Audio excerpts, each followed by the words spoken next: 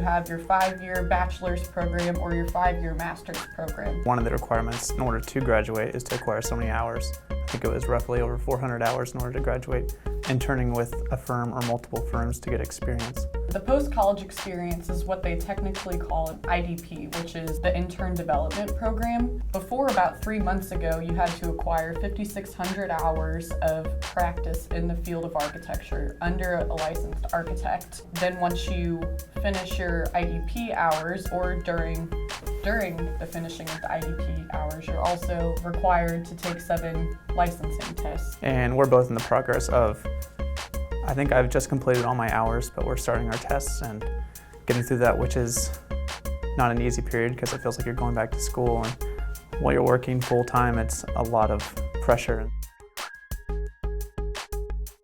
I get to do everything. The design, you coordinate with your consultants, you understand what's going on with the envelope, you do it all, and you have to because there's nobody else there to do it for you, and it's really great. By definition, we are intern architects.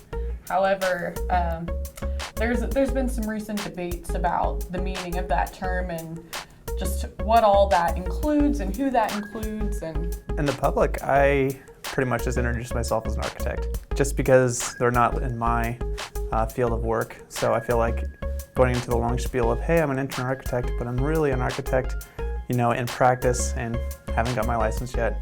And it just becomes a long discussion that I really don't want to go into every time. I don't feel like we should be called architects personally. I don't feel like I could put together a building right now on my own, and I don't feel like I deserve the term architect. I think I am in the practice of architecture.